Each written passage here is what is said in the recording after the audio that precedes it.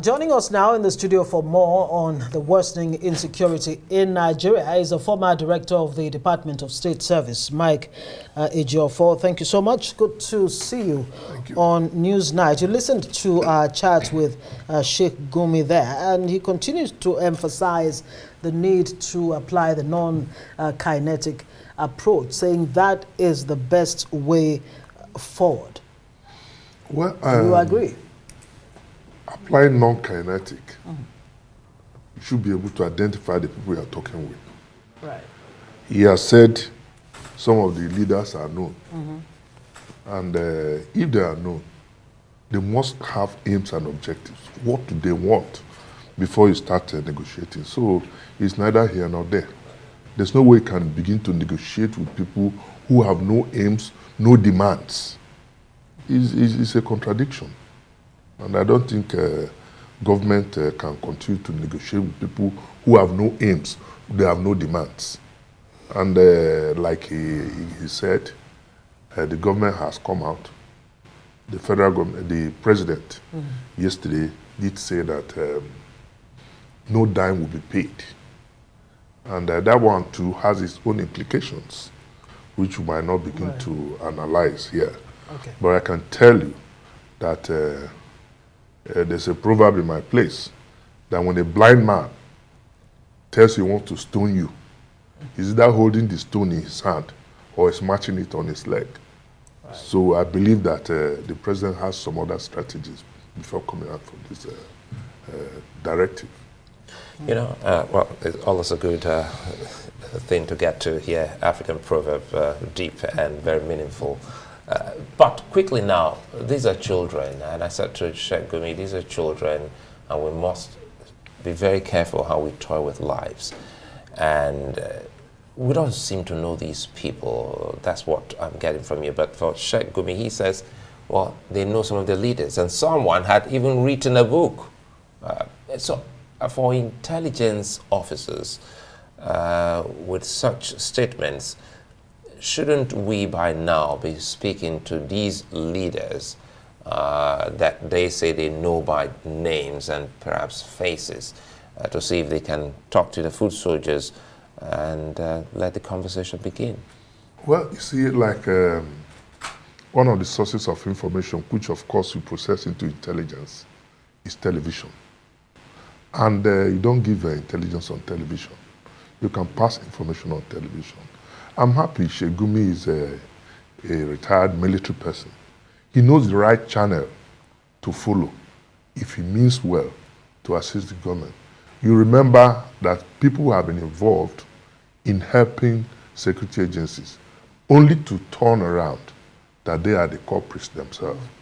You remember the issue of Mamu and all this. So he's patriotic according to what he said, and he knows the right channel to follow to deal with this. There's no way I think he can say now that he wants to see the Director General State Security Service and he will be prevented from doing it. It's not possible.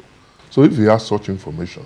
But my question is, what are their demands before you start discussing such issues? Well, he was asked that question. So I actually asked him that question, and he said he's not entirely too sure what their demands are. And it makes one to begin to think that maybe there are other motives, really, because, I mean, I asked the direct question, is it politically motivated? Are there attempts to, just make, the country ungovernable? And here we are, we talk about insecurity every day.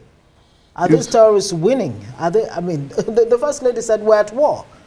Of course we're at war, and I wouldn't say that the terrorists are winning, even though they're causing a lot of damage to the psyche of the people, especially these little children. We've been talking about this mass. It started in 2014. Yeah. The Chibok girl, we've had Dapchi, we've had the Leah case, and these recent ones now coming up in Kaduna, Sokoto, and the rest of them. It gives real cause for concern. What are we going to do to come out of this mess? Now, I think the president has given a directive. We are not negotiating. And if you are not negotiating, there must be other options. Yeah. There must be other options.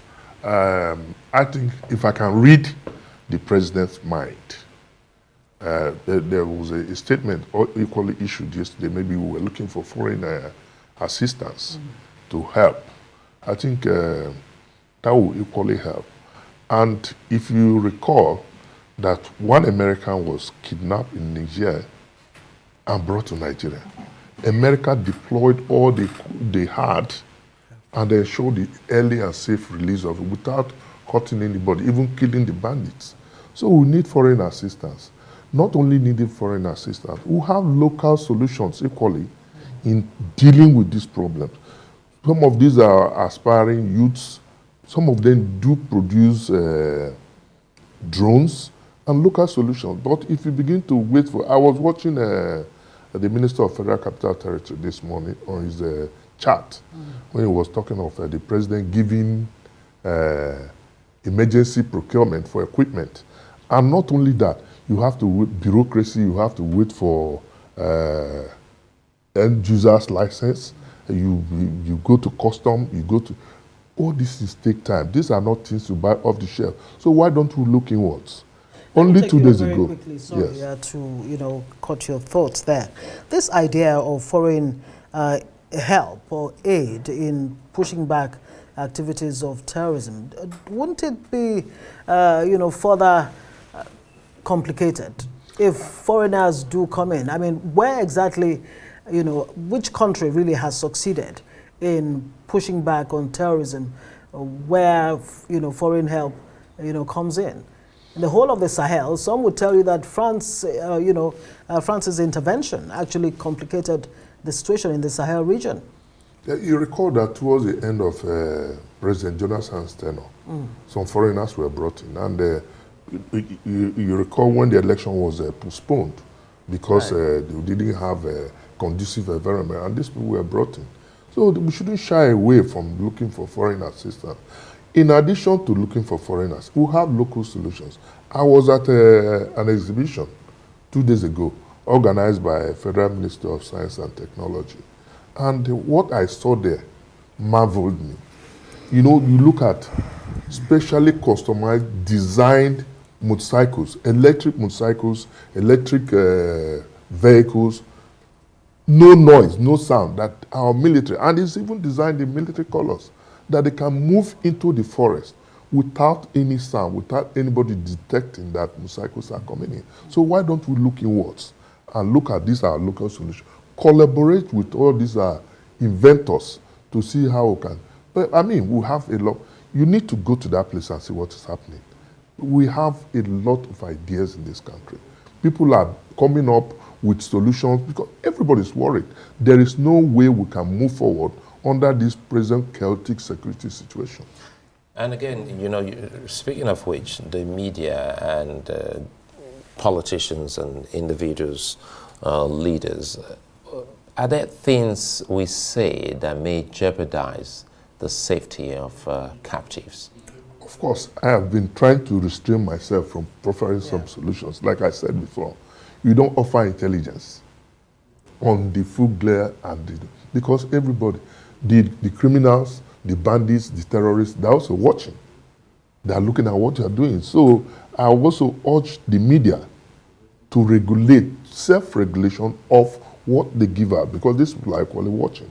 Much as we agree that our security agencies are doing their best, even though the best is not good enough, we should regulate ourselves on the type of information we give out. There are certain things I should have said under this, but for obvious security reasons. So in other words, it's wrong. So in other words, it's wrong for anyone in authority to say President has given the orders to procure ABC, because it sets off the whole logic that we already lack such ABC. You want to drag me to this? Okay. No, we can go through the periphery. Yeah, so without that people, necessarily. without going. You see, there are certain information you give out. It compromises your operations. Coming out to say we don't have this, we don't have this, or will have this, or will have this. The enemy is also studying your statement and what you are doing, knowing your capacity and capabilities in tackling the situation. So if you come out openly to tell people, we don't have this equipment, or we have this, they know what you can do. 2 points I must raise before we wrap this. Financial Times report says Nigeria's kidnapping racket is a symptom of a failing state.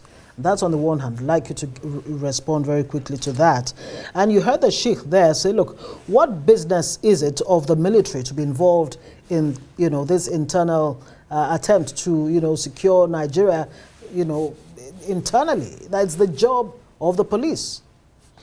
Well, you see, I wouldn't admit that Nigeria is a failing state. Right. But we have challenges. We have security challenges. And without security, we cannot move forward. Now, if you look at the situation we found ourselves, the police is the lead agency in terms of maintenance of law and order within the country, in collaboration with other security agencies that provide intelligence and or what have you. But since 1985, or during the military, the police was incapacitated. Police does not have the manpower, the training, the equipment. And people will also ask, what of the budget? This year, for instance, to show government commitment and concern, this year's budget for security is the highest so far. But again, the damage has been so much, and that it will not take 2 weeks or 3 weeks or 4 weeks, something that has lasted for over 14 years. So we need to exercise patience, but our concern, our immediate concern now, should be how to get these children out of harm's way, which is very, very critical. And if anything happens to them, you cannot control people, to say, don't do this, don't do this. So it's a threat, a very big threat to our government. It looks like a good place for us to leave it. Always a very, very touchy, dicey, very deep there. I'd like to thank you for your time, as always, for what you give to the country. Mike Ejiofor, former Director of State Services.